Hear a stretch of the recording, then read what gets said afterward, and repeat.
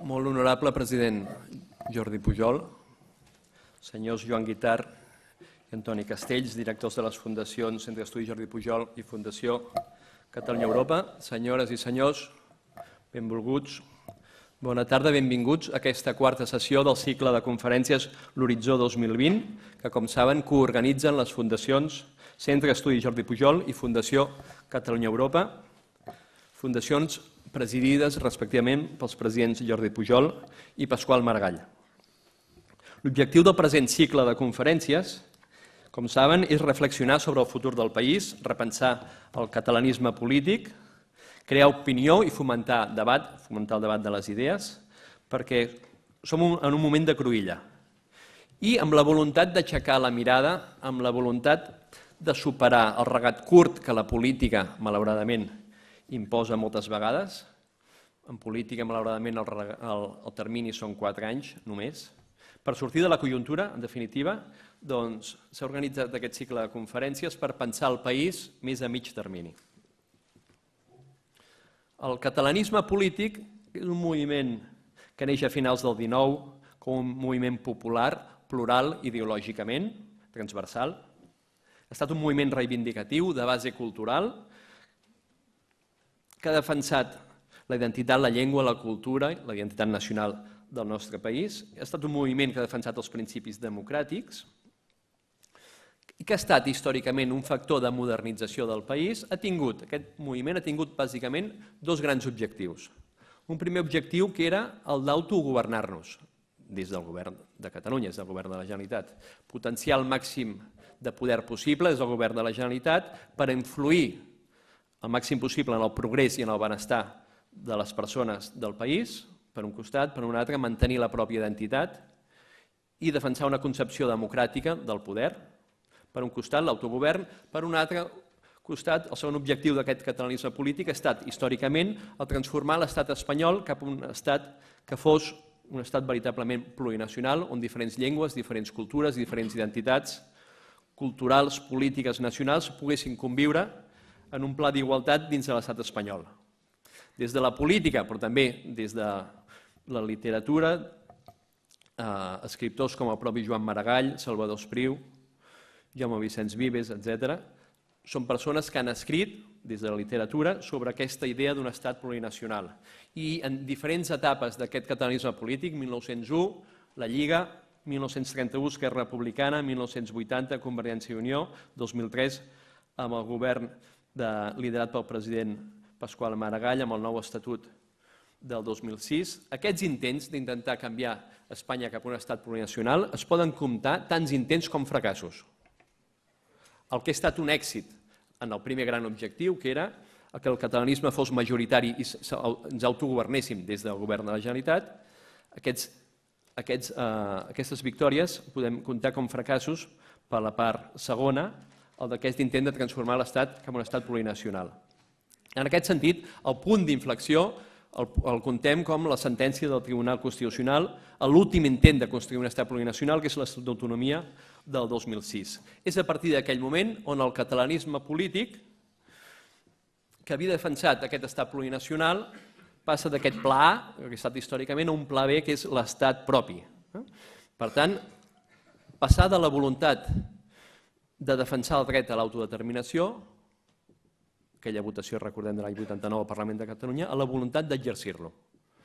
Per tant, aquest pla B, avui dia, el que ha estat el pla B històricament, és el pla A, per dir-ho així. Un pla B que és ple d'esperances, però també d'incerteses. Per això dèiem que estem en un moment de cruïlla. Hem convidat a diferents persones que pensen al país, des de l'acadèmia, des de la universitat, que intervenen als mitjans de comunicació, persones que són compromeses al nostre país. Com saben, avui el professor Carles Boix, la professora Isona Passola i el professor Joan Ridao. Per ordre d'intervenció, el professor Carles Boix és catedràtic de Ciència Política i d'Afers Públics a la Universitat de Princeton, és membre de l'Acadèmia Americana de les Arts i de les Ciències, és membre del Consell Assessor de la Transició Nacional. En segon ordre, Isona Passola, professora de la Facultat de Comunicació Blanquerna, és autora de la pel·lícula Catalunya-Espanya i de l'endemà, en procés de producció, és membre del CONCA i presidenta de l'Acadèmia del Cinema Català. I en tercer lloc, Joan Ridao, professor de Dret Constitucional a la Universitat de Barcelona, membre del Consell de Garanties Estatutàries, autor, entre altres obres, de Podem ser independents, publicada l'any passat, el 2012. Excuso l'absència del professor Àngel Castiñeira, que estava previst inicialment, però per compromisos acadèmics és a Xile i no pot participar, i agraïm doblement a Isona Passola que hagi volgut acceptar de participar en aquesta taula rodona, que ho dic perquè l'hem convidat amb menys temps que els altres dos convidats. Per acabar, l'organització d'aquesta taula rodona i d'aquest acte. Hem demanat als tres ponents una intervenció inicial de 15 minuts i després una segona part de debat, si volen intervenir primer entre ells, dels temes que s'hagin dit, i si no, a continuació amb tots vostès. A la sala hi haurà dues persones que reparteixen unes postals, uns papers per qui vulgui fer preguntes, pugui anar donant-les a aquestes persones i fer-les arribar a la mesa. Moltes gràcies a tots vostès, moltes gràcies a l'Ateneu, perquè sabem que és el lloc més adequat per poder celebrar un seminari d'aquestes característiques, i moltes gràcies naturalment als tres convidats. El professor Carles Boix té la seva paraula. Gràcies i gràcies per convidar-me. Sé que és una iniciativa que reuneix, diguem-ne, les dues grans famílies, o el que eren les dues grans famílies polítiques d'aquest país, i per això començaré utilitzant dues consideracions que venen dels dos llocs. Fa una setmana, o deixeu-me començar primer pel president Pujol, que és aquí, quan m'han explicat, jo era molt jove i potser no havia ni nascut, però quan Catalunya o Espanya van entrar a la Unió Europea, el president Pujol va dir hem arribat a casa. O sigui, crec que és una cosa fonamental per nosaltres, Europa com l'espai al que torna Catalunya. Fa una setmana, per anar a l'altra família, vaig sentir en Raimon Obiols, que en una taula rodona deia, que després van recollir els mitjans de comunicació, deia des del 1714 una majoria dels catalans han volgut apretar el botó de la independència, que és una afirmació contundent, i ell deia, interessant, és una afirmació interessant que més ve d'Ernest Lluch, o sigui, que ve de més enllà, de més abans, ell afegia, si no ho han fet és per les conseqüències negatives que això hauria tingut sobre tots nosaltres, sobre els nostres avantpassats i sobre nosaltres. Jo crec que podem lligar aquestes dues coses perquè una part fonamental del procés que vivim està relacionat ja des de sempre, però ara d'una forma potser diferent, i per això hi ha aquest punt d'inflexió, està relacionat amb el marc internacional. El marc internacional ha sigut determinant, al meu entendre, de com nosaltres hem encarat el problema de la relació entre Catalunya i l'Estat, o de Catalunya, de l'Estat espanyol, de Catalunya dins del marc de la península ibèrica, si voleu. I aquest marc internacional, que ha tingut moltes fases, jo crec que realment, conjuminant aquestes dues frases que feia servir, ha arribat, hi ha un punt d'inflexió. El marc internacional en el que vivim ara és diferent, al meu entendre, de com era fa 50, 100 anys, quan va cristal·litzar políticament el catalanisme que ha estat en marxa fins a l'Estatut del 2006.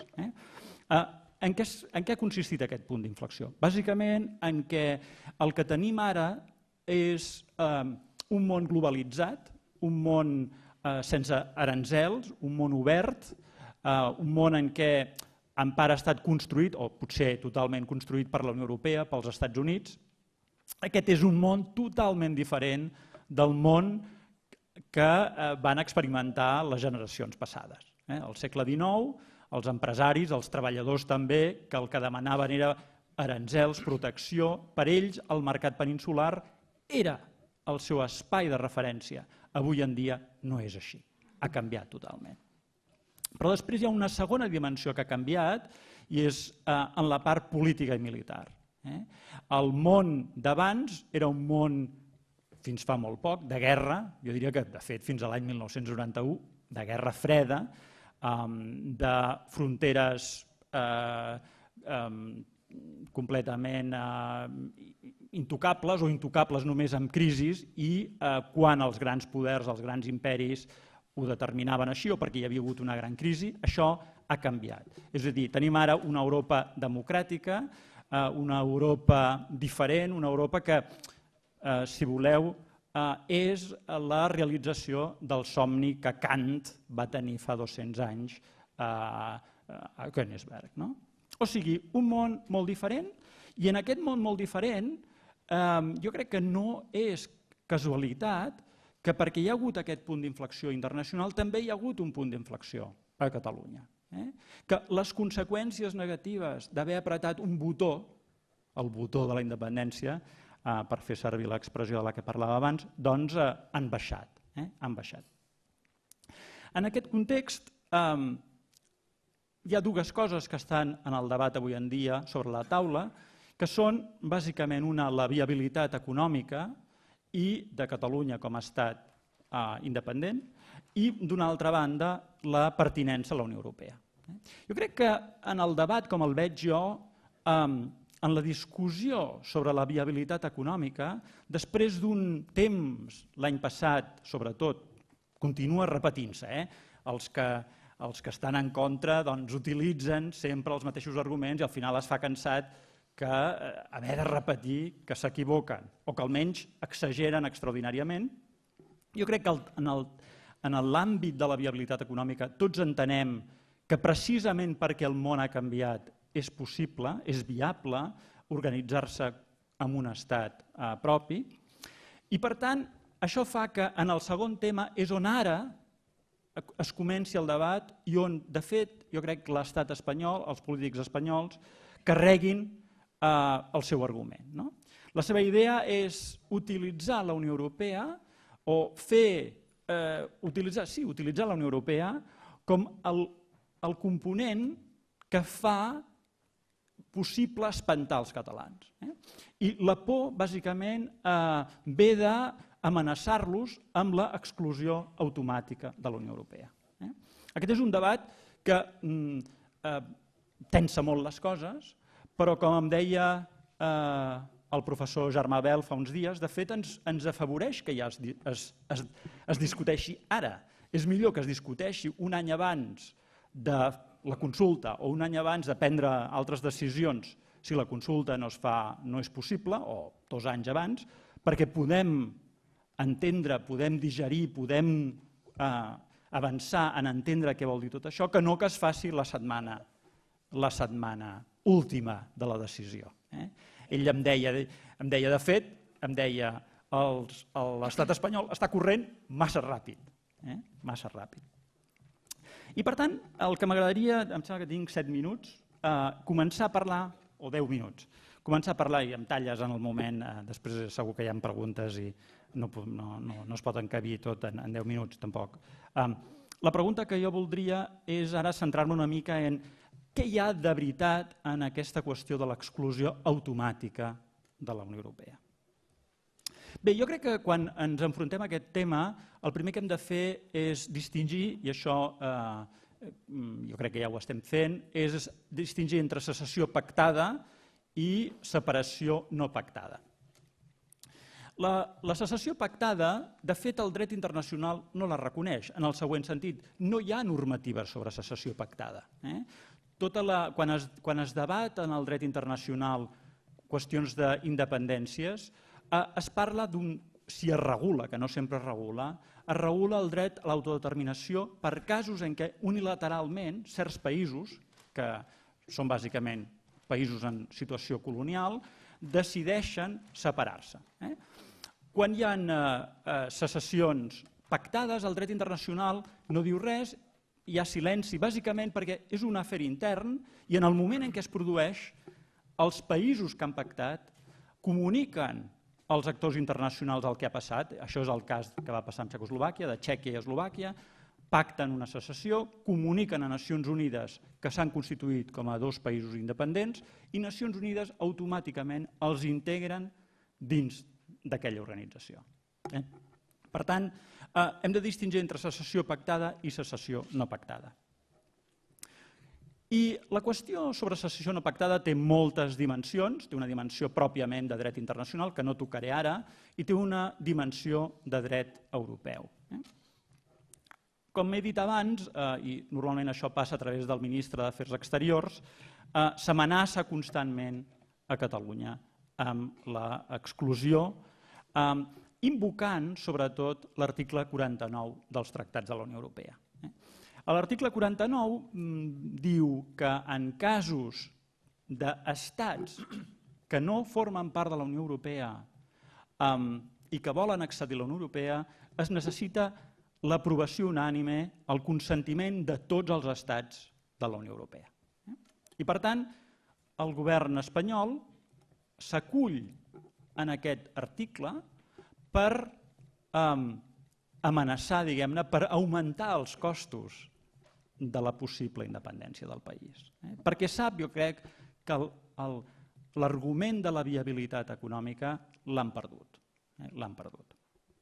Només cal comptar els estats que hi ha al món, que són més petits que Catalunya, tots ells existeixen, no han volgut inserir-se en països més grans, tot això ho sabeu. El que no diuen és dues coses. Una és que, de fet, aquest article parla dels estats que estan a fora de la Unió Europea, i això també ho sabem tots, que en realitat aquest article no diu res sobre casos d'ampliació interna, tot és sobre ampliació externa, sobre la possibilitat d'admetre països que no formen part de la Unió Europea en el moment en què demanen ser admesos. Però el que tampoc diuen, o el que deixen de banda, és que darrere de l'article 49, i no faig trampes matemàtiques, hi ha l'article 50. L'article 50, i vull parlar d'aquest article perquè, de fet, això utilitzo aquestes idees, no són pròpies meves, sinó que em recolzo en un article molt recent d'un exjutge, un exmembre del Tribunal de Justícia de la Unió Europea, de fet, professor Edward, un professor que ell mateix en l'article, que és un article científic publicat en una revista jurídica de prestigi, ell mateix al començament descobreix les cartes i diu: jo sóc un unionista moderat. Hi ha diaris que estarien encantats de tenir-lo com a firma, com a columna, potser. Ell diu: jo com a unionista moderat vull tractar aquest tema d'Escòcia, de Catalunya, de Flandes i considerar fins a quin punt la Unió Europea realment els exclouria automàticament. I ell de seguida utilitza l'article 50, diu: mireu, l'article 49 és sobre casos d'accessió de països que no són part de la Unió Europea, per tant no pot ser aplicat automàticament, però és que al costat o al darrere hi ha aquest article 50, un article 9 de l'última reforma dels tractats, que diu el següent, diu: en cas que un país membre, que un estat membre de la Unió Europea volgués separar-se de la Unió Europea, hauria de negociar la separació amb la Unió Europea. Hauria de negociar la separació amb la Unió Europea. I aquesta separació hauria de ser l'acord de separació negociat hauria de ser aprovat per una majoria del Consell Europeu i pel Parlament Europeu. L'article més diu: si no hi hagués acord,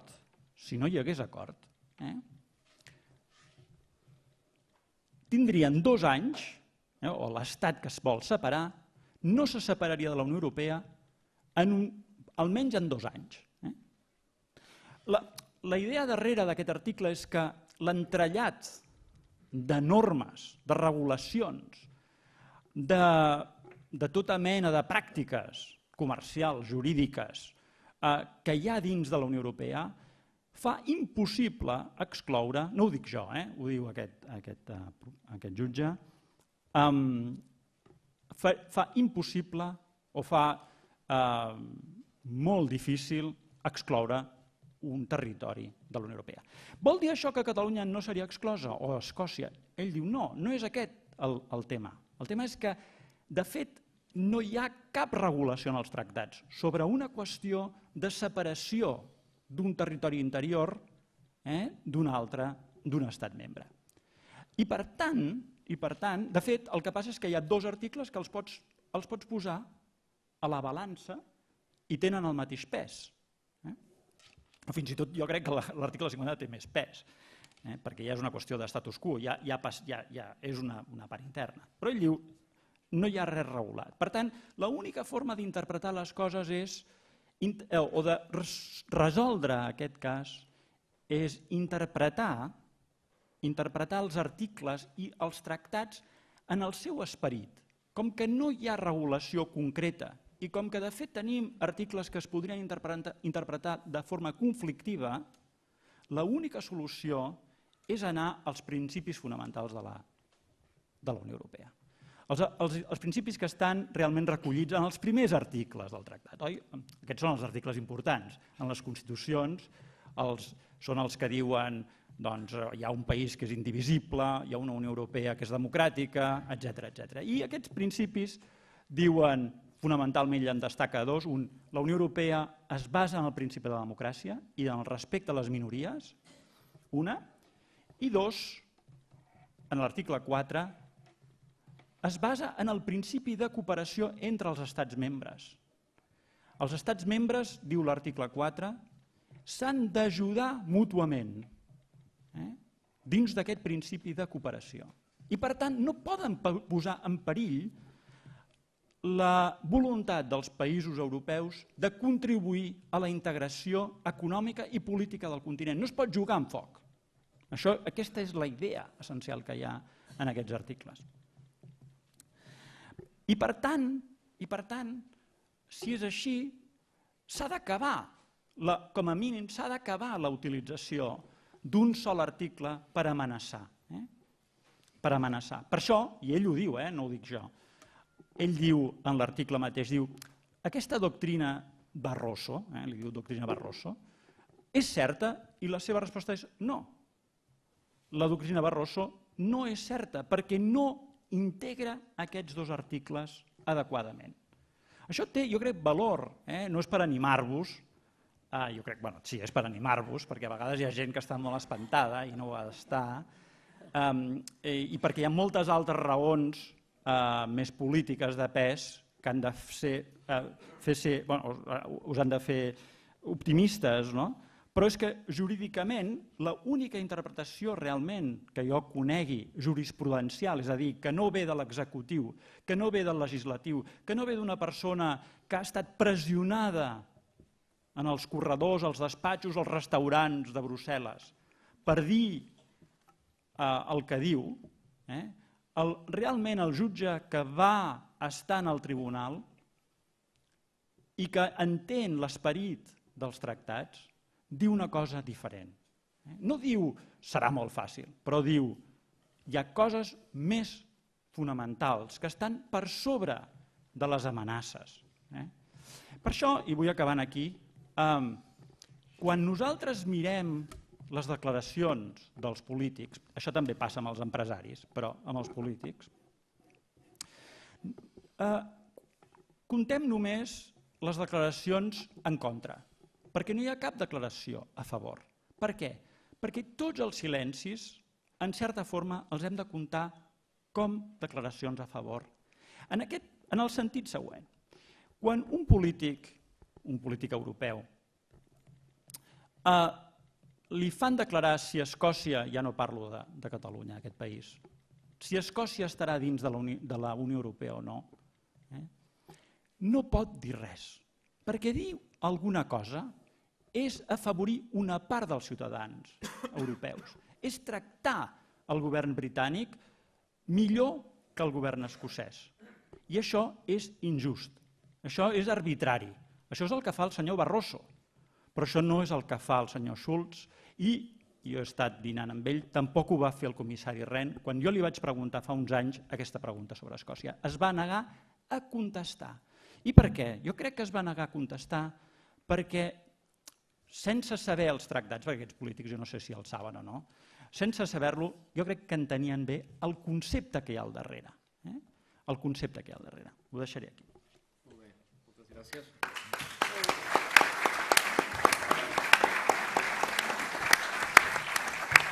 hauríem d'anar repetint això. Moltes gràcies, professor Boix, per la seva intervenció. Isona Passola, tens la paraula. Ho hauríem d'anar repetint a tort i a dret i amb altaveus pels carrers, això que ens acaba de dir el doctor Boix. Bé, moltes gràcies per convidar-me. Jo em dedico al cinema i, per tant, l'aproximació que he fet al tema de la relació entre Catalunya i Espanya l'he fet des del meu ofici, encara que vaig estudiar història i també m'hi ha ajudat això, i he tingut un interès enorme sempre per entendre la relació. Quan vaig fer el documental que es deia Catalunya-Espanya, en un moment que, fixeu-vos si era diferent que ara, que la meva carpeta de material d'arxiu dels articles que havien sortit parlant-ne devia ser així. I el material d'arxiu audiovisual que hi havia a les televisions i en els arxius cinematogràfics també era així de petit. I, per tant, em va ser relativament fàcil estructurar una pel·lícula en la qual els pensadors opinaven sobre la relació de Catalunya-Espanya amb clau èpica. I per fer la clau èpica vaig pensar en El cuirassat de Potemkin, que és una pel·lícula model de l'èpica i que és una pel·lícula en la qual es van carregant de raó els mariners del cuirassat del Potemkin en les injustícies que reben pel seu tracte com a obrers del mar, com es van sentint oprimits, com es van sentint explotats, fins que un dia els hi donen un plat de carn podrida. I llavors hi ha un primer pla fantàstic de Liechtenstein que es veuen els cucs i llavors esclata la revolució. Jo vaig agafar aquest esquema, vaig fer opinar gent, em va costar molt trobar gent, diguem-ne, de la banda, estudiosos espanyols que es manifestessin, que es volguessin manifestar, gent que anés en contra meu, de la FAES, gent que anés en contra del que jo pensava, em va costar molt, però vaig aconseguir que confrontessin bastant i van avançant la pel·lícula amb clau èpica, encara que discursiva, i el plat de carn podrida amb cucs havia de ser el rebuig de l'Estatut pel Tribunal Constitucional. I això em marcava el final d'una pel·lícula que coincidia amb el final d'una etapa. Com que va estar 4 anys al Constitucional, l'Estatut, vaig haver d'estrenar la pel·lícula perquè si no s'hauria fet vella, i l'equivalent al cansament dels mariners va ser tota la fallada de les infraestructures i tota l'acumulació de greuges fiscals. Què m'ha passat ara? Que haig d'abordar la pel·lícula des de la segona fase on es troba la qüestió, que és la fase on es planteja clarament i per primera vegada d'una manera massiva la qüestió de la independència. M'agrada això que heu dit que va dir l'Obiols, perquè és evident que sempre hi ha hagut gent que ha pensat en la independència. Només cal que aquests dies que recollíem diners per l'endemà venia gent i ens deia puc posar el nom de la meva àvia que ja volia, no hi és i ja parlava que volia ser independent, el puc posar els títols de crèdit encara que pagui jo. Vull dir que és evident que en el substrat dels catalans reiteradament hi ha hagut la idea de la independència. El que passa que per prudència, com ha dit molt bé el Joaquim, per prudència i sobretot per possibilisme i per por a les garrotades permanents. No oblidem que ja des del 1714, des de la Ciutadella, els bombardejos, els pronunciamientos, els cops d'estat continuats, s'ha tingut un exèrcit que ha fet molta por i, per tant, no ha quedat gaire escrit en els teòrics del catalanisme, no ha quedat gaire escrit el tema de la independència i sempre s'han utilitzat formes una mica eufemístiques per no abordar-lo directament. Això ha canviat i ha canviat perquè justament perquè té molta relació amb l'exèrcit i amb la por que provocava la reacció violenta de l'exèrcit. Com que l'exèrcit s'ha fet professional, com que l'exèrcit s'ha anat a fer missions de pau a Europa, per primera vegada jo crec que la gran amenaça no és una cosa tan terrible com que l'exèrcit entrarà a sang i entraran els tancs per la Diagonal. Ens poden treure d'Europa, que és molt diferent d'entrar els tancs per la Diagonal, perquè si els tancs entressin per la Diagonal ara com a molt quedarien ben retratats perquè tindrien tota la premsa internacional filmant-los. I per tant, no crec que aquesta sigui la por. Això ha canviat, jo crec que aquest ha estat el gran canvi que ha provocat el període més llarg de democràcia que hem tingut, que ha estat aquest, que afortunadament finalment hem pogut viure, perquè els altres períodes en els quals ens hem pogut manifestar amb llibertat han sigut tan breus des del 1714 i han tingut trajectòries tan dramàtiques que diguem-ne que han comptat poc. Quan la democràcia ha durat el que ha durat, han aflorat les maneres d'entendre el catalanisme, d'entendre l'independentisme, d'entendre la relació amb Catalunya-Espanya i han aflorat totes. I les circumstàncies viscudes en democràcia han fet que unes passessin al davant de les altres. És en el punt en què estem ara. Una segona cosa que ha canviat enormement és el paper de la societat civil. Tenim una societat civil que arrenca des de molt enllà, que només que ens passegem pels barris de les poblacions i pels barris de la ciutat ens adonem que teníem una societat des de fa molt temps, una societat civil molt ben estructurada, amb casinos, amb ateneus, amb una voluntat d'adquirir coneixements culturals perquè no podien tenir accés a la cultura universitària. Només cal passejar-se pels barris i veure els teatres, els ateneus, les biblioteques. Aquesta societat, per primera vegada a la vida, s'ha pogut irrigar gràcies a internet i gràcies als mitjans de comunicació que tenim ara. I això li ha donat una potència que l'ha fet explosionar d'una manera enorme.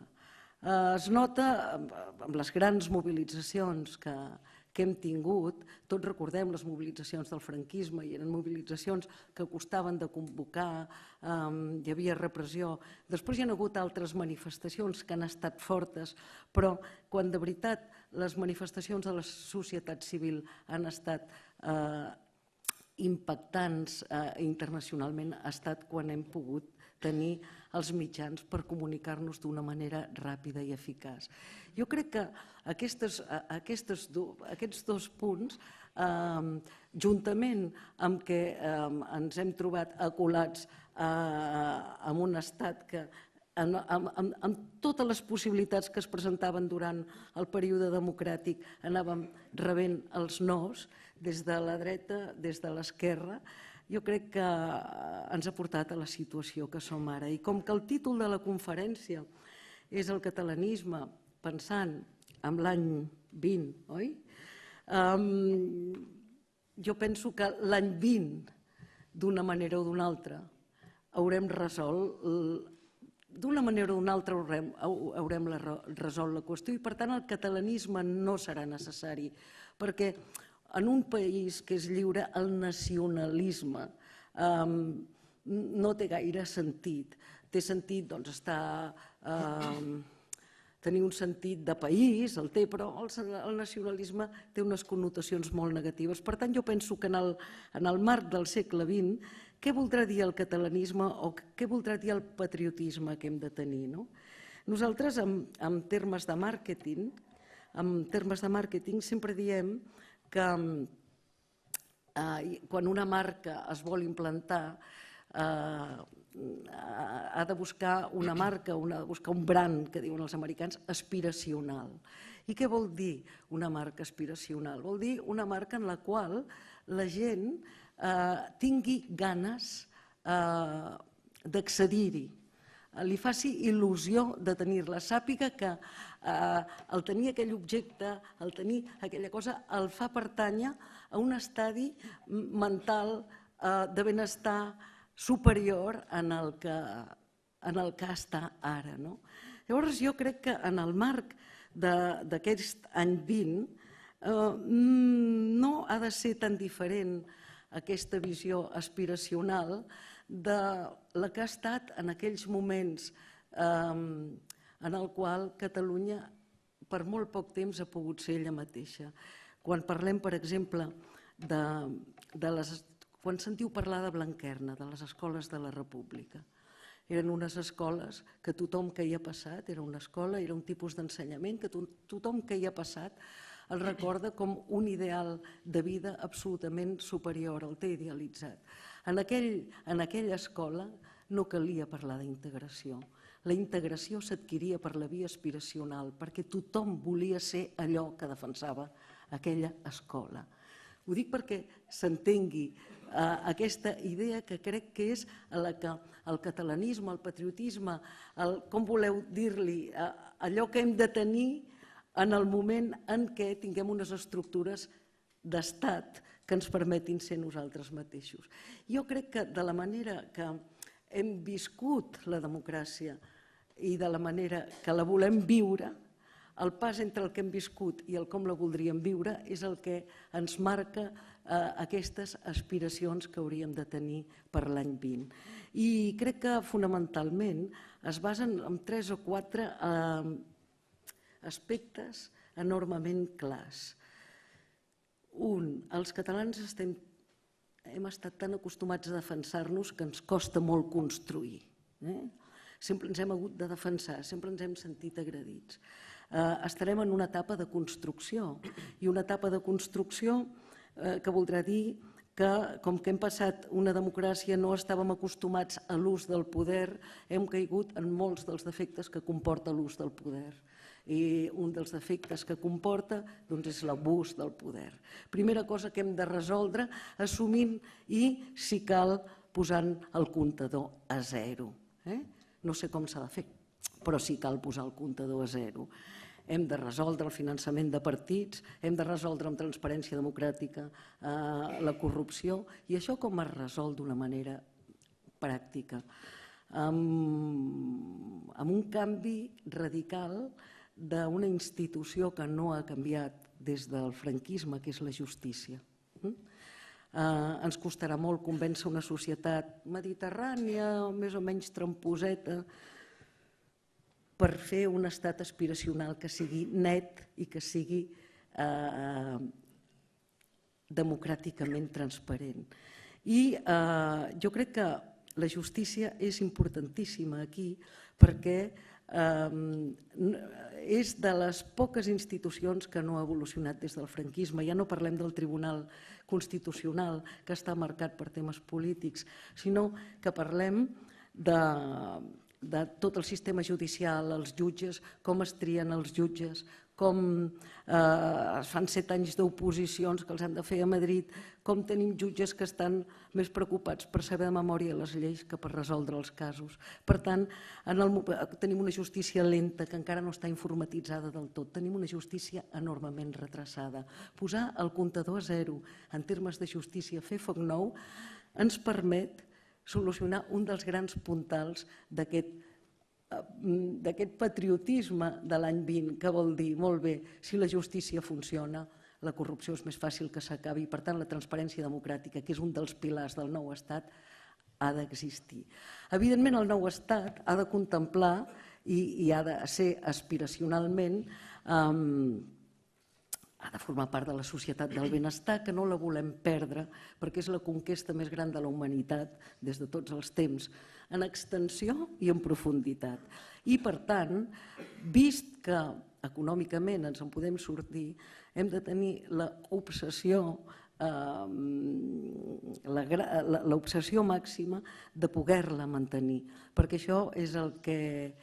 i perilla, és a dir, quan dic que hem de tenir l'obsessió és perquè perilla. Vol dir que nosaltres hem d'aspirar a tenir una sanitat que la tenim molt bona, poder-la mantenir, hem d'aspirar a un ensenyament que l'hem de tenir més bo del que tenim. Nosaltres hem tingut un ensenyament extraordinari, que ha permès l'ascensor social, i això ho han estudiat bé els de la Fundació Bofill, ha permès un ascensor social més ràpid que Espanya, justament perquè ha estat una escola molt igualitària en valors. Però, en canvi, no hem tendit a l'excel·lència acadèmica. Les nostres escoles públiques i privades han fet una enorme tasca d'integració de la immigració, d'integració de discapacitats, han fet una enorme tasca en valors I això ha fet que la societat catalana, segons un panel que ha estudiat la Fundació Bofill, que són 10 anys i que durant aquests 10 anys han analitzat 2.000 famílies i han anat veient com s'anaven col·locant els seus membres, això ha funcionat. Això també ens trontolla ara. Per tant, la idea d'un ensenyament de qualitat, amb voluntat aspiracional, integradora, perquè és molt bo i perquè tendeix a l'excel·lència sobre els valors que hem edificat l'ensenyament d'ara, és un dels altres puntals de la societat del benestar que no podem perdre. Per tant, jo em quedaria amb 3 punts. Em quedaria amb sanitat, em quedaria amb justícia i em quedaria amb ensenyament i cultura, perquè la cultura no deixa de ser la continuació de l'ensenyament quan la gent acaba. Quan la gent acaba a les universitats, com segueix esperonant l'esperit crític, com segueix aprenent. Això es fa a través de la cultura. I a la cultura no li hem donat prou importància en aquests anys de democràcia.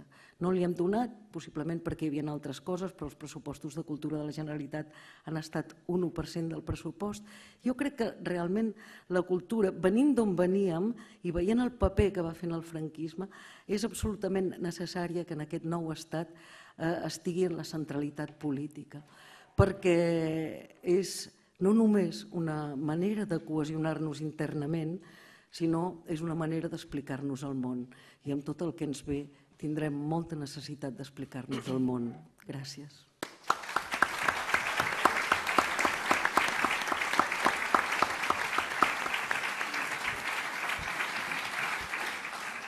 Moltes gràcies, Joana Passola, per la seva intervenció i té la paraula el professor Joan Ridau. Moltes gràcies, bon vespre. Permeti'm que comenci també pel capítol, diguem-ne que protocolari, però no per això menys sincer, agraint l'amable invitació de la Fundació Catalunya Europa i del Centre d'Estudi Jordi Pujol. Sembla que Carles Boix ha iniciat la seva locució utilitzant una expressió que és un eufemisme que tots plegats segurament hem utilitzat més una ocasió en aquests últims temps per descriure la situació a la que estem assistint en aquests moments. Ell ha parlat d'un punt d'inflexió. Dic que és un eufemisme perquè no deixa d'emmascarar en realitat un fet molt important i és un autèntic sotrac. És a dir, un canvi molt important en el que ha estat la trajectòria històrica del catalanisme polític. I jo crec que d'entrada hi ha 2 coses que estem evidenciant en aquests últims temps al voltant d'això que denominem el procés. El primer és un canvi polític extraordinari dins del catalanisme. S'ha parlat de les 2 grans famílies que avui ens apleguem aquí.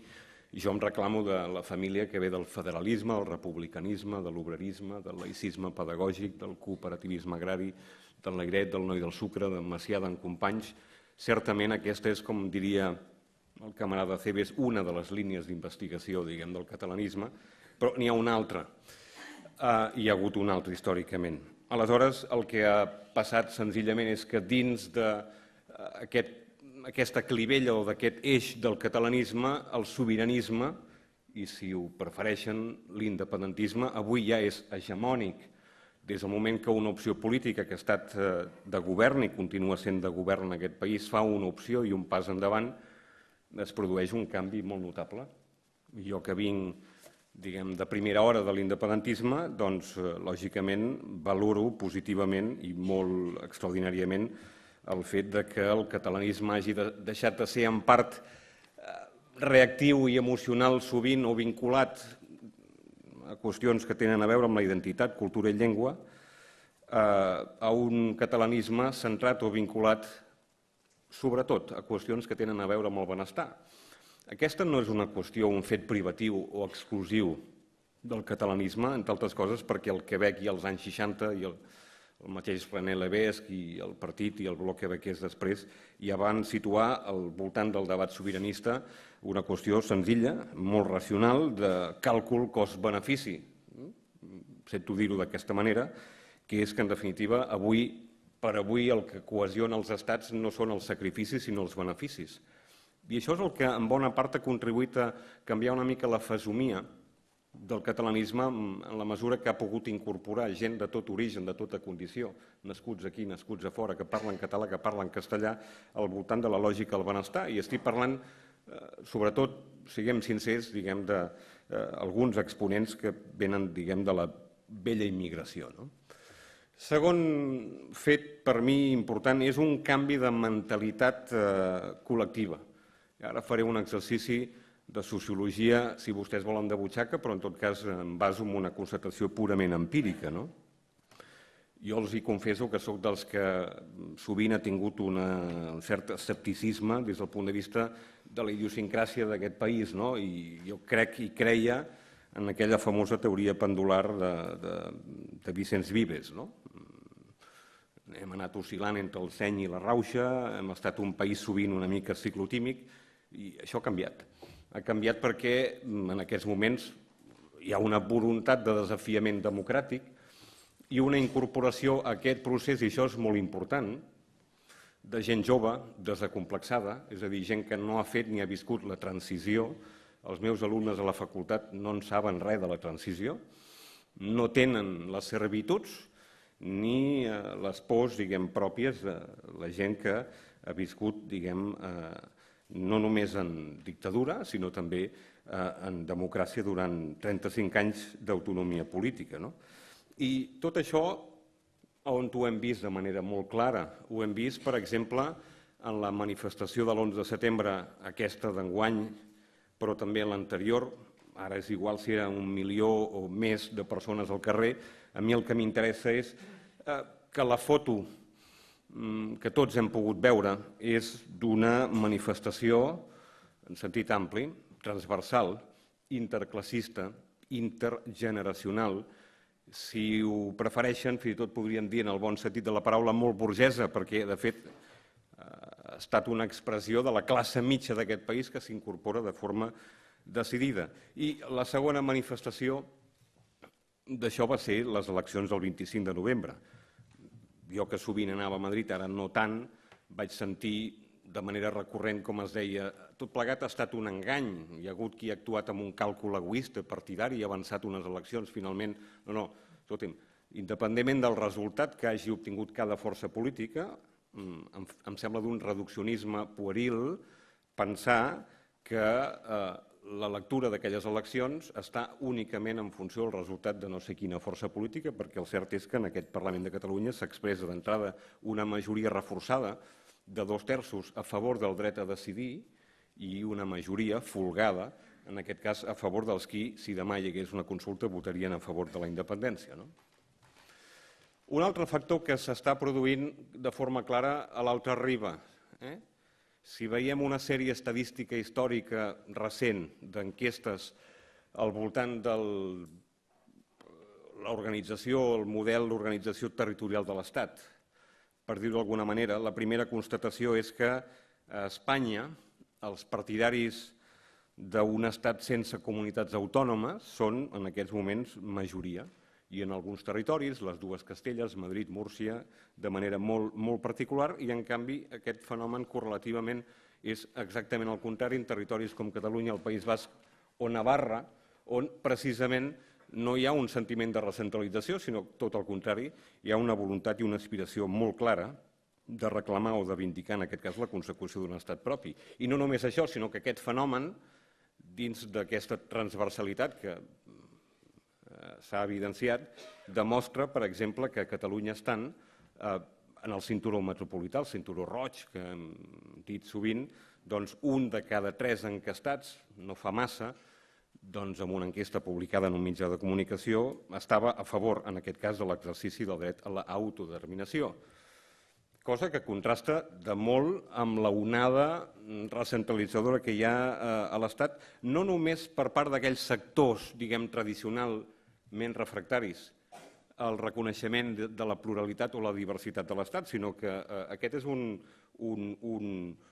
factor que es predica en aquests moments dels sectors, diguem, de la dreta més rocosa, que té una expressió amb la dreta mediàtica, però també dels sectors progressistes, liberals, d'aquests que, per cert, fa alguns anys esperàvem que hauria tingut més complicitat o més simpatia al voltant d'un procés com el de l'Estatut. Tots sabem perfectament el que va passar. Per tant, no és un procés de polarització de l'opinió pública catalana, el que ja és un desplaçament del centre de gravetat del catalanisme cap al sobiranisme i cap, en definitiva, a l'independentisme. Jo crec que aquest és el moment en el que estem assistint.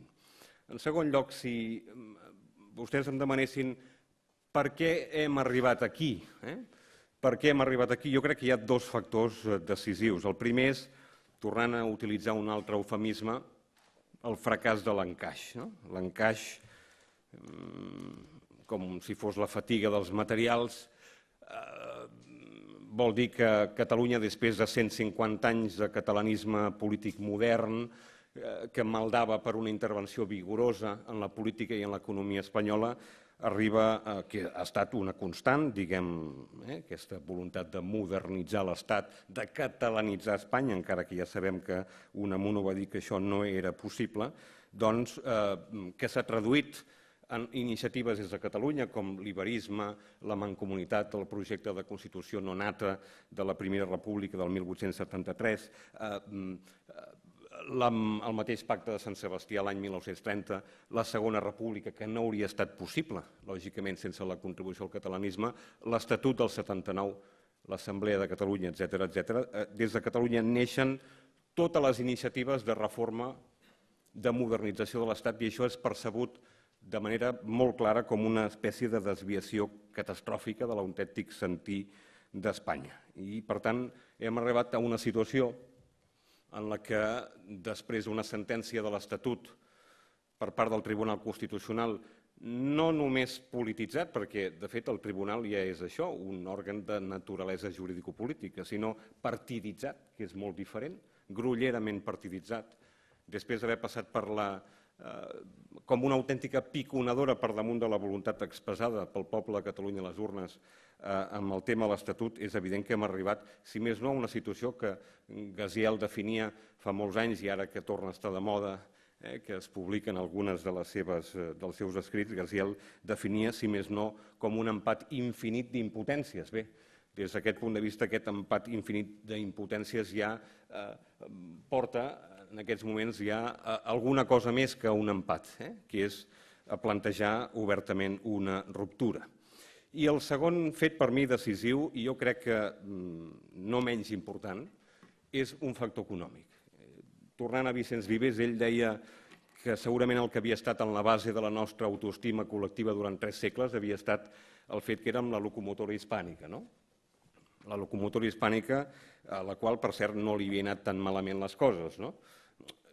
Des d'Antoni de Capmany, que a les Corts de Cadis plantejava un pacte tàcit dient, bueno, els espanyols o Castella que facin la política, almenys nosaltres farem els negocis, certament, durant el segle XIX, tant amb el lobby proteccionista com gràcies al menyspreu atàvic castellà cap a la indústria. Si vostès volen també la corrupció de la restauració i de les dues dictadures, a Catalunya no li va anar malament del tot, però aquesta locomotora hispànica avui en dia és una locomotora a la qual li cremen bona part del seu carbó, aproximadament un 10% de la riquesa que genera del seu PIB. I no només això, sinó que com a conseqüència de l'actual situació de crisi econòmica, que no és només de l'economia real, és una crisi financera global i una crisi del deute sobirà dels estats, resulta que a aquesta locomotora li exigeixen, a més, que arribi puntual a l'estació, que no s'endeuti, que no generi dèficit i que per arribar a final de mes hagi d'anar a reclamar un xec a un caixer incòmode i, per cert, bastant antipàtic, que es diu Montoro. Per tant, això contribueix de forma clara a una situació a la que estem plantejant en aquests moments.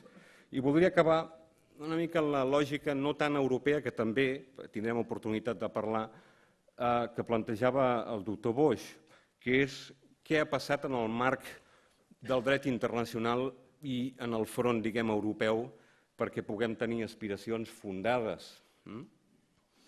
Primer, d'entrada, sabem que tenim una Constitució espanyola totalment escaiolada, no només perquè no hi ha voluntat de reformar-la, a part de que crec que el president del govern espanyol té tota la raó del món, almenys li dono amb això, una reforma no satisfaria, en definitiva, els que tenim una aspiració com és aconseguir la plena sobirania d'aquest país, però en qualsevol cas una Constitució que proclama que l'únic subjecte de la sobirania és el conjunt del poble espanyol, és a dir, que per decidir el futur d'una part del territori hem de consultar tothom des del Cabo de Gata fins a Finisterre, tenim un problema. Si a més proclama de forma rabiosa no només la unitat, sinó la indivisibilitat indissoluble de la nació espanyola, evidentment tenim un problema, entre altres coses, perquè per modificar aquests aspectes que afecten diguem, el moll de l'os, la part més nuclear diguem, de l'Estat, encara que es diu que la Constitució és tota ella, i és veritat, per definició reformable, és veritat que hi ha una autèntica clàusula d'intangibilitat, és a dir, la pròpia Constitució diu que per reformar això necessitem unes majories rígides, 2/3 del Congrés, 2/3 del Senat, dissoldre les Corts, tornar a convocar eleccions, ratificar per 2/3 les dues cambres, un referèndum positiu, és a dir, tot això està fet senzillament perquè no es pugui canviar. Per tant, des del punt de vista material, des del punt de vista del contingut de la sobirania, és evident que en la Constitució, per molt que es puguin plantejar de manera legítima, un punt ingenu a una reforma constitucional, és evident que el camí està vedat. Però, si més no, hi ha hagut un fet important en aquests últims 20 anys, podríem dir. Primer és un procés que podríem dir, jo he batejat, i evidentment no és rigorós en aquest sentit, però ja ens entendrem, un procés de juridificació a nivell internacional del dret de la secessió. Sempre havíem apel·lat des del catalanisme el dret a l'autodeterminació. En la seva formulació inicial del president Wilson fins, lògicament, invocant els pactes internacionals de drets civils i polítics, el 66 a Nova York, diferents resolucions, l'última de les quals, o més important, la 2625 de l'any 70, de la 25a Assemblea, etc. Però certament hem de convenir que el dret a l'autodeterminació està vinculat o associat bàsicament a fenòmens de descolonització. I, per tant, difícilment això és predicable d'un territori com Catalunya que forma part, ens agradi o no, d'un estat liberal democràtic com és Espanya. Però, quan el Quebec es planteja inicialment una consulta al 80 i una altra a l'any 95, per cert, el 21 de novembre, coincidint amb unes eleccions al Parlament en què vos vau ser elegit novament president de la Generalitat, doncs les coses comencen a canviar en la mesura que, com tots coneixem, la Cort Suprema del Canadà, l'agost del 98, amb una important sentència, una opinió consultiva, d'acord amb una pregunta del govern federal, diu una cosa molt important, i ara ho faré grotesc i molt resumit, però ras i curt diu, escolti'm, no és tan important l'ordre constitucional intern d'un estat quan per damunt d'això hi ha una cosa que és el principi democràtic, és a dir, la voluntat expressada per la majoria d'un poble. Certament, això no autoritza una ruptura unilateral, sinó que això implica una negociació i, per tant, des d'aquest punt de vista, lògicament les coses s'han de fer ben fetes, però quan la Cort Suprema del Canadà afirma el principi democràtic, quan a Montenegro, posteriorment, el Consell d'Europa arbitra un procés de secessió d'acord, efectivament, amb la seva Constitució confederal, amb Sèrbia, hi ha un canvi molt notable al voltant de l'exercici d'aquest dret a decidir del que estem parlant. I, finalment, la Unió Europea. Per no allargar-me, la Unió Europea. Ara podríem extendre'ns sobre el particular, sobre el que diuen el Tractat de Funcionament, sobre el que ha estat la pràctica, diguem, des del punt de vista jurídic de la Unió Europea. Però, d'entrada, la Unió Europea no ha tingut una posició, diguem, homogènia en aquests últims temps. Deixeu-me dir que el mateix Barroso, a resposta d'una pregunta d'una eurodiputada italiana, va dir fa un temps que no hi hauria cap problema de cara a una eventual incorporació de Catalunya a la Unió Europea. El mateix va dir la senyora Viviane Reding, és clar que ho va dir a Sevilla i després de poques setmanes després que li donéssim el Premi Blanquerna, devia estar sota la suggestió encara d'això. Ho va dir el senyor Almunia, per cert. Exactament els mateixos actors poc després van dir exactament el contrari. Bé, jo crec que això no ens hauria de preocupar excessivament, perquè Europa a hores d'ara ha de fer, o està fent el que hauria de fer. És a dir, inhibir-se, dir que és una qüestió d'ordre intern o domèstic espanyol i, per tant, esperar una resolució en termes, diguem, interns d'aquest conflicte, per dir-ho d'alguna manera. Però jo estic convençut que, finalment, si es perpetua aquest conflicte, i no m'agrada l'expressió, però ja ens entenem, la Unió Europea acabarà arbitrant una solució i serà una solució política fins i tot al marge dels tractats i d'una lectura estrictament gramatical, com s'està fent en aquests moments dels tractats, entre altres coses perquè la història demostra que la Unió Europea sempre ha resolt els conflictes d'aquesta naturalesa per la via política. Ho va fer en el cas de la reunificació d'Alemanya, ho va fer fins i tot en el cas de França després de la guerra d'Algèria, l'any 62, ho ha fet durant anys al voltant d'un territori com el Sarre que s'ha anat permutant entre França i Alemanya, ho va fer, per cert, en el cas de Groenlàndia, quan després de la incorporació de Dinamarca a la Unió Europea no va voler incorporar-se a la Unió i no en forma part d'aquest territori, que és una illa enorme, com vostès saben, però que no deixa de ser una regió autònoma de Dinamarca, i jo estic convençut que aquesta mateixa resolució des del punt de vista polític la Unió Europea li tindrà en el cas de Catalunya. Moltes gràcies.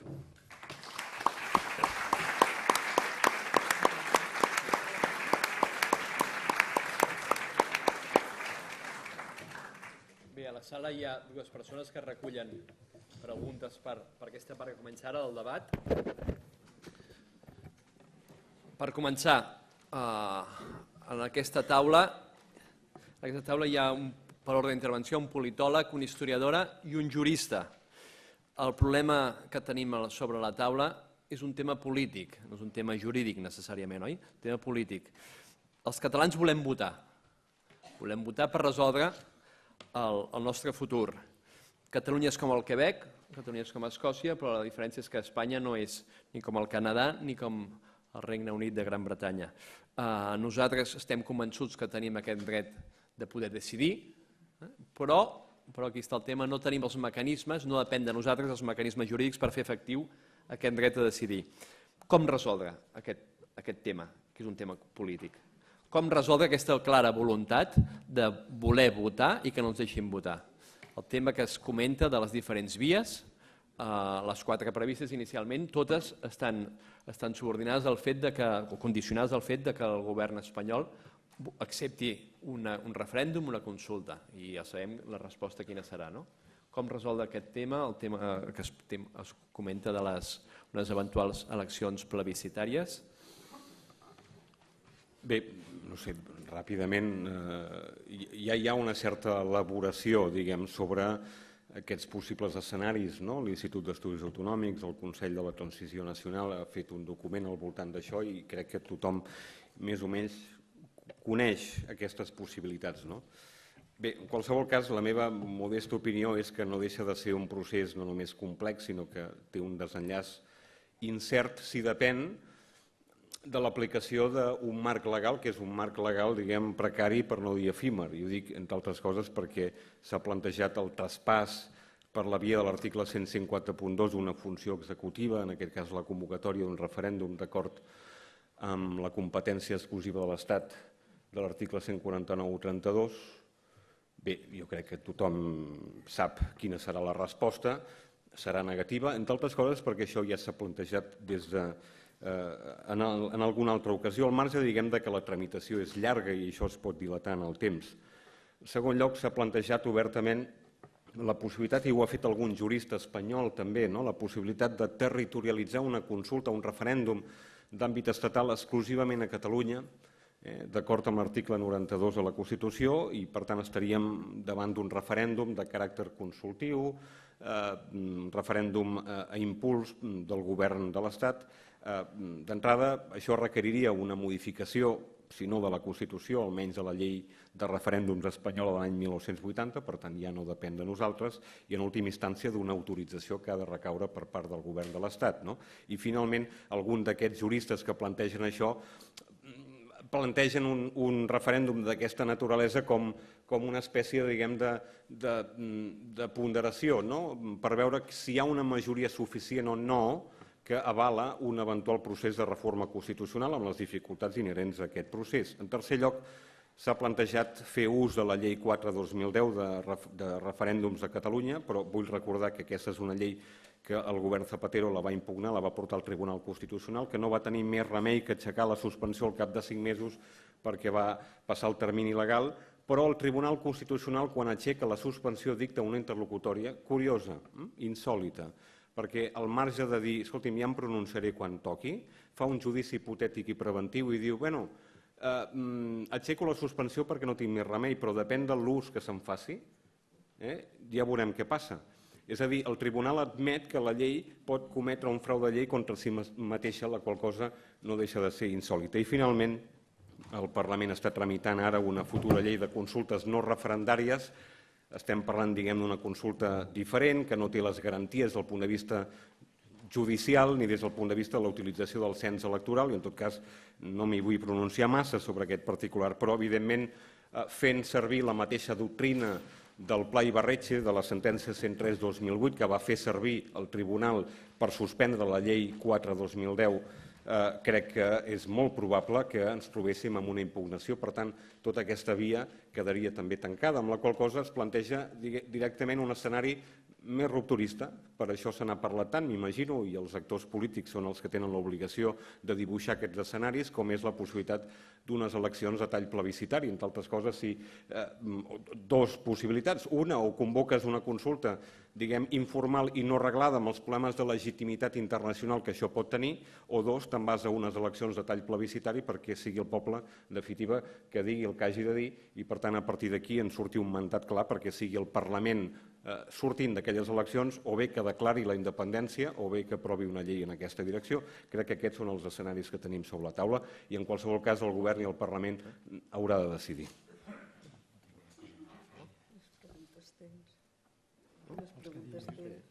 Jo no tinc gaire cosa a afegir. Aquestes opcions estan totes a sobre de la taula. Efectivament, hi ha una sèrie de vies que el primer informe del Consell Assessor per la Transició Nacional ja va posar damunt de la taula, que són públiques.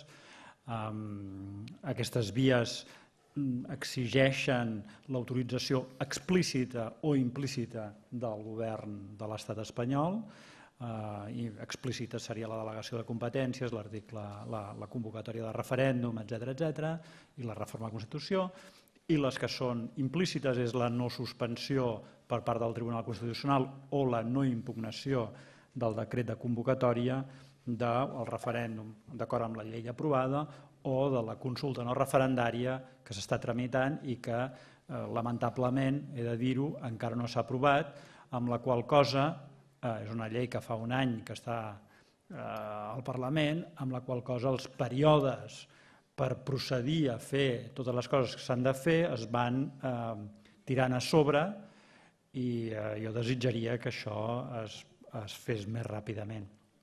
Només vull afegir una coseta, i és que fonamentalment a mi em sembla que, i també ho sabem, i és que la consulta, el govern espanyol reacciona en contra de la consulta per dues raons. Una estratègica és que perdran i per tant si vas a perdre el camp doncs ja no sortis a jugar.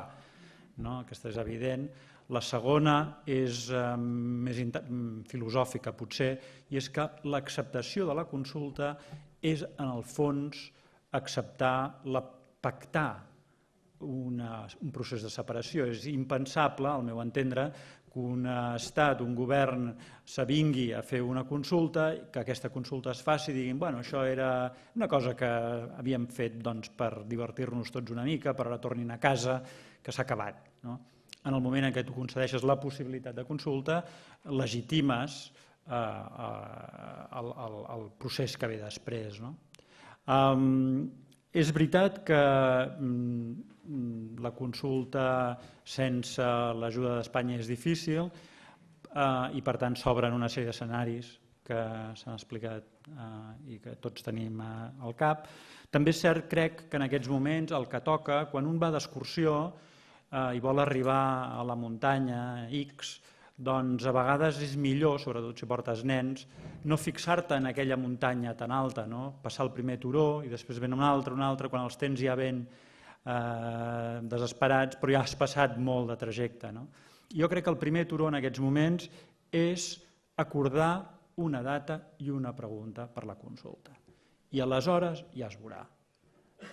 No ens amaguem i no ho dic per el que has dit, però no ens amaguem nosaltres mateixos en la cosa de que no passarà per no fer possible el primer pas, perquè a nosaltres ens interessa molt, i això el Consell ho hem discutit molt, no? I molta gent ho ha discutit, no? Públicament, a casa, etc. Gent amb molta responsabilitat política. Ens interessa molt demostrar la voluntat de fer totes les passes per arribar al final, perquè això és per nosaltres fonamental. No es pot cremar cap etapa, s'ha de procedir competentment en aquesta gincama, però no es pot cremar les etapes que hi ha. Això és molt important. Merci. Molt breument, hi ha una pregunta, diu, algú de la taula contempla la suspensió de l'autonomia? Ràpidament, jo crec que el famós article 155 que s'invoca per parlar de la suspensió de l'autonomia no parla de la suspensió de l'autonomia. És a dir, aquest és un article que es va copiar de la llei fonamental de Bonn, que per cert a Alemanya no han fet servir mai, que es diu la coerció federal, que està pensat bàsicament perquè quan un land díscol no compleix el que diu el govern federal, en un sistema de federalisme cooperatiu molt horitzontal se la crida capítol i se l'obliga a fer una cosa, però a Alemanya, com funcionen els mecanismes de relació intergovernamental, no ho han fet servir mai. I a Espanya, que a més ho van copiar i molt mal copiat a la Constitució, l'únic que es preveu és que el Senat pugui aprovar una llei per majoria absoluta una vegada que el govern espanyol hagi requerit a la comunitat autònoma en qüestió per fer una determinada cosa. Per tant, des d'aquest punt de vista, no ho diu la Constitució. 2.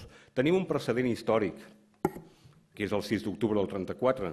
La Constitució republicana introduïa un mecanisme similar, però tampoc parlava de l'autonomia, de suspendre l'autonomia, però allà sí que la van suspendre, que la van suspendre i, diguem, durant el bienni negre va passar el que va passar i tots ho sabem perfectament, però en tot cas això era l'any 34 i en l'any 2013, 14, 15 reduir aquesta qüestió que estem tractant ara un problema d'ordre públic em semblaria una cosa absolutament desaforada. Jo no hi vull pensar de cap manera, per tant prefereixo no invocar aquest tipus de coses. Aquesta és una pregunta molt fàcil, perquè com que no se'ns demana probabilitats, doncs jo diré que sí, hi ha una probabilitat positiva de que passi i ja està. Ara no em digueu, no penso contestar si és molt alta o molt baixa perquè no m'han preguntat. Dues preguntes en relació al procés i els propers mesos que venen de cara a les eleccions europees del maig del 2014. Primera pregunta diu, seran capaços els partits polítics de garantir la unitat per sobre dels interessos de partit? Una pregunta i una altra que lliga molt amb aquesta. Sou partidaris d'una candidatura sobiranista unitària? Jo crec que és molt difícil.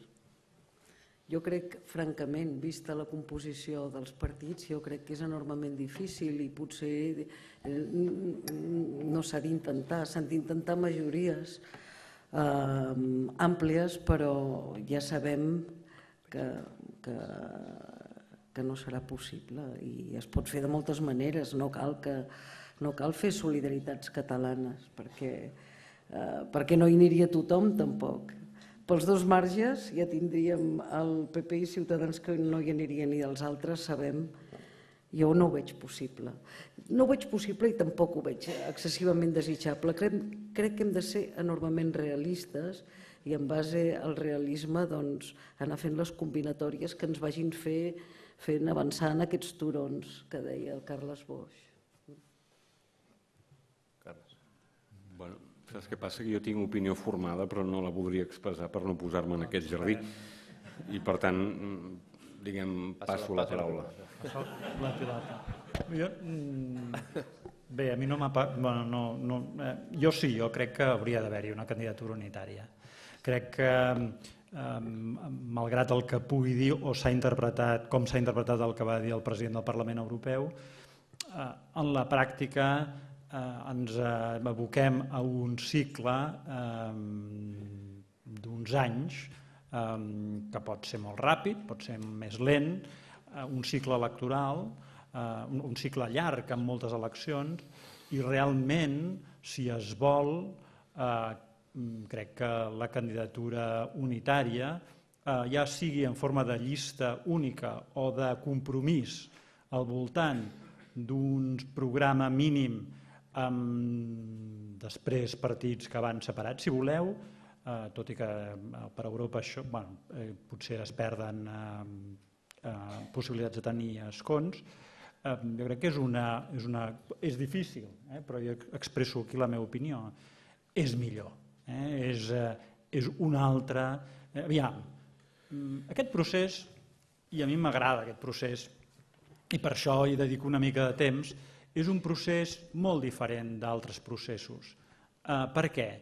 Perquè molts processos, el del 34 i molts altres, dels quals ja no tenim memòria, perquè van passar al segle XIX, van ser processos d'èlits, van ser processos de 4 persones, incapaços de coordinar el país. Aquest procés és diferent, almenys jo l'interpreto com a diferent. És un procés, i això és el que m'interessa, m'admira, em sorprèn i m'agrada, és un procés que ve de baix, és un procés que ve des del carrer i que una mica desborda, o potser molt, les èlits. Aleshores, aquest procés s'ha construït a través d'accions, moltes petitíssimes, amb consultes locals, amb gent que dona hores d'una manera absurda, perquè tots podríem fer altres coses, jo podria fer més llibres i guanyar més diners, però, escolta'm, aquí em teniu. Doncs com molta gent, no? I també amb coses coordinades, amb grans accions. I per tant les eleccions també són un mecanisme. A més, tenint en compte que aquestes eleccions a Europa s'aprofitaran per part d'altres països, d'altres organitzacions, per anar en contra d'Europa. I la nostra idea és que som Europa. I sé que és difícil, però jo crec que seria preferible. Mentre intento entendre lletres, perquè n'hi ha alguna complicadeta, li passo la paraula, aquesta sí, a en Joan Ridao, la pilota i la paraula. Considera que Catalunya ha d'incloure una agència d'intel·ligència per contrarrestar les eines que l'estat espanyol usa per a minoritzar-nos diplomàticament? És la teva lletra, aquesta? Aquesta és una pregunta atònimen. Me l'han dirigida a mi perquè jo sobre aquest particular no hi entenc massa. És a dir, se suposa que hauríem d'intentar contrarrestar amb totes les armes legítimes, diguem, tota l'activitat que despleguen els serveis d'intel·ligència de l'estat espanyol, que sembla ser que tenen destacat a la Diagonal, diguem, tot un nucli, diguem, de gent que està escoltant i de gent que està escrutant i una espècie de gran germà que està, diguem, seguint aquest procés. Bé, en qualsevol cas m'imagino que el govern de la Generalitat, el govern de Catalunya, si és prou intel·ligent, al marge de desplegar totes les iniciatives, com s'ha explicat abans, del punt de vista estratègic, en aquest procés acumulatiu d'anar-nos carregant de raons.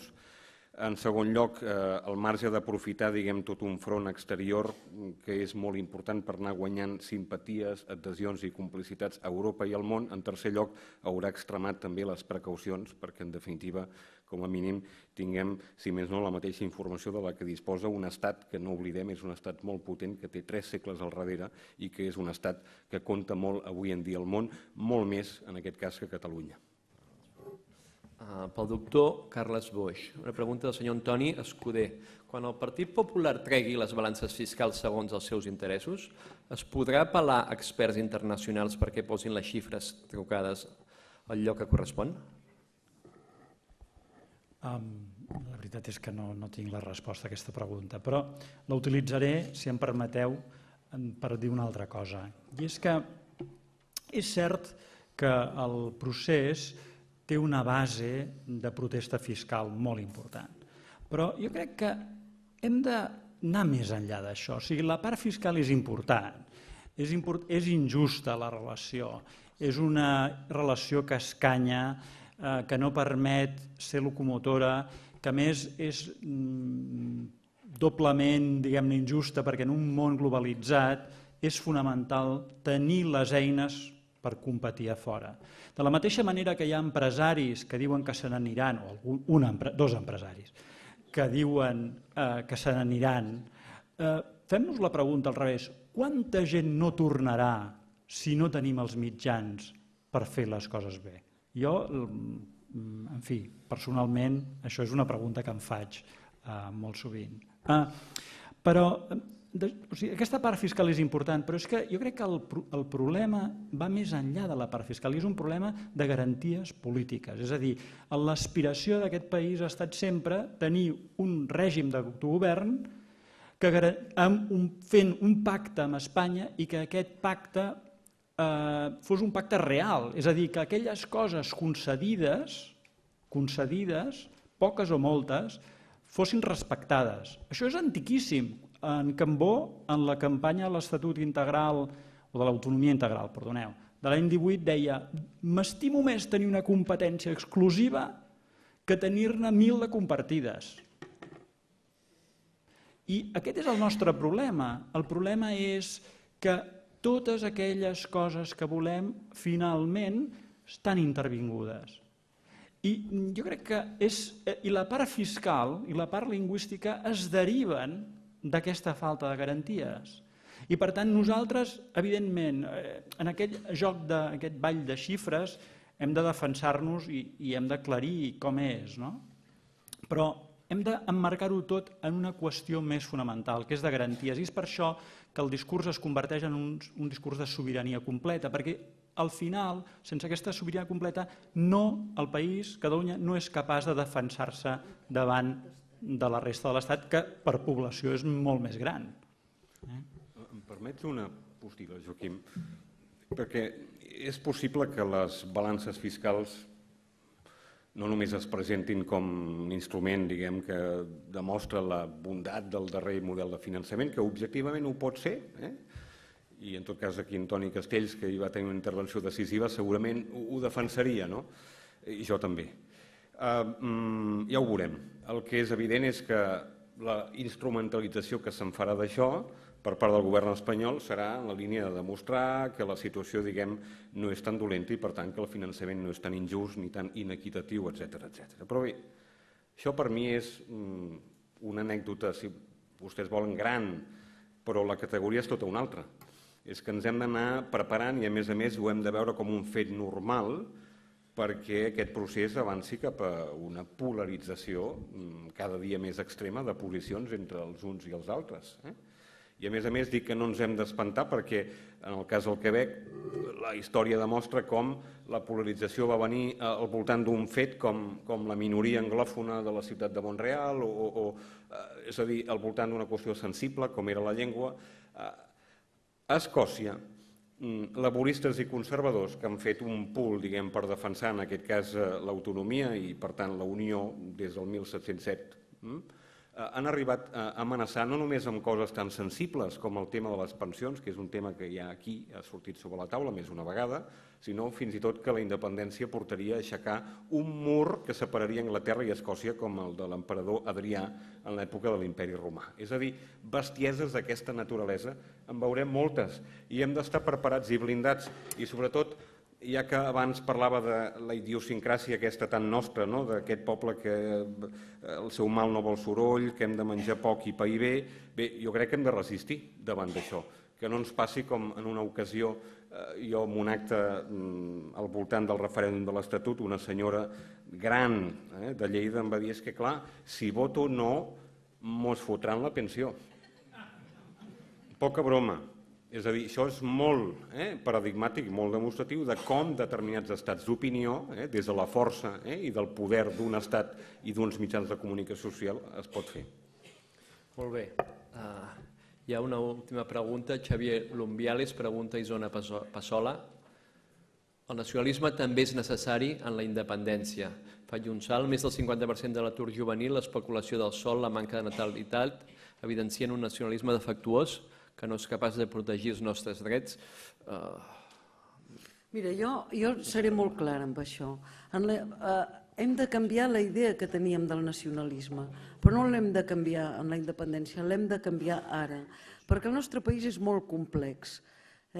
I hem de construir un país que els que han votat no s'hi sentin bé, perquè si no, no tindrem majoria pel sí.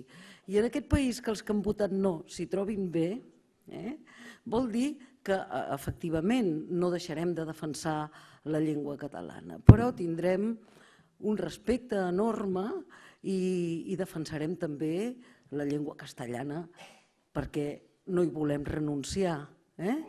I vull dir que aquesta idea nacionalista, que a mi m'hi trobo molt ara, quan faig xerrades encara em trobo aquesta idea tan identitària, tan de la llengua, no ens va bé en el procés de cap manera, perquè no ens permet aquest 15% d'indecisos que tenim en la banda dels que diuen que votaran sí i que encara dubten, i en la banda dels que dubten directament, l'altre 15%, aquests temes identitaris són temes enormement sensibles i els hem de tractar d'una manera no defensiva.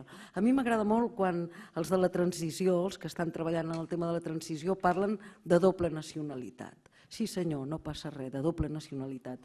Entre altres coses, la doble nacionalitat, i això que el Carles Boix ho podria explicar, si tots demanem la doble nacionalitat i seguim tenint nacionalitat espanyola no ens poden treure d'Europa. Però a part d'això, l'oficialitat de les llengües. Hi ha molts països que no hi ha llengua oficial i això no vol dir no treballar per la llengua. Vull dir que aquesta idea tan defensiva, estem en un altre estadi. Estem en un estadi que hem de fer sentir còmode a la gent pensant en un estat propi que no ha de ser, no hem de confrontar-nos permanentment. Jo sempre dic, per mi l'ideal de l'estat propi al final és dir, què farem junts amb Espanya un cop siguem independents? Jugarem la Lliga Espanyola com fa el Mònaco? Anirem als Premis Goya com molta gent del cinema demana? Doncs sí, per què no? Quan decididament parlem d'igual a igual, tindrem més ganes de fer coses junts perquè ens respectarem. I això canvia completament la mentalitat nacionalista defensiva, tranquil·litza molt a la gent i pot decantar més vots cap al sí.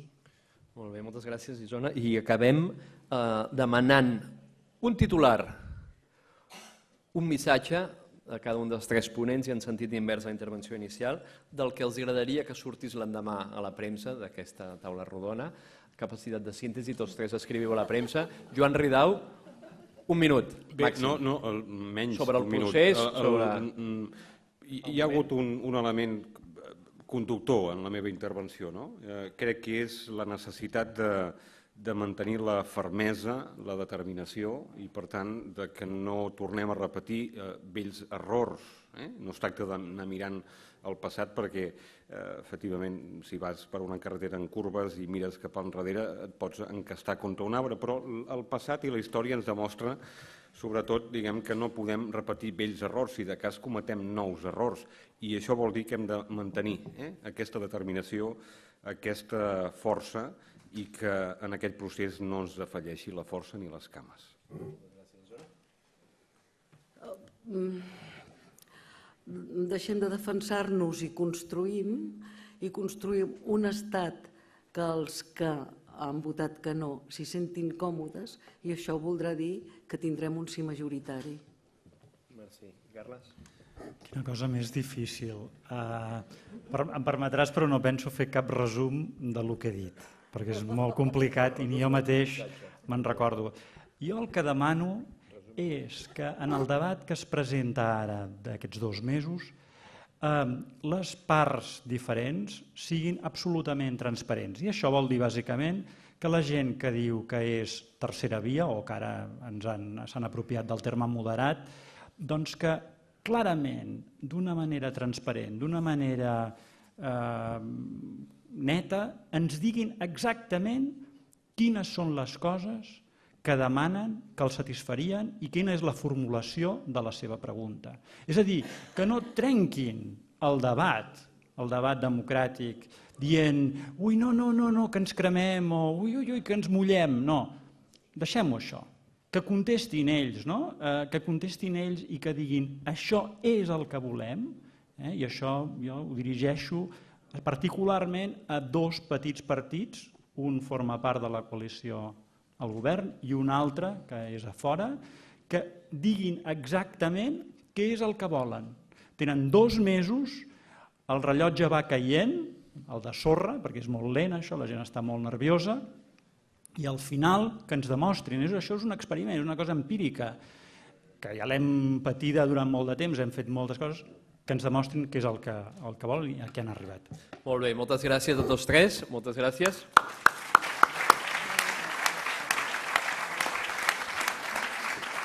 I per acabar, recordar que la propera sessió, la 5ª, serà el dijous 21 de novembre, d'avui en 15, amb les intervencions dels senyors Josep Lluís Carod Rovira, Joaquim Llimona i Josep Ramoneda. Moltes gràcies a tots.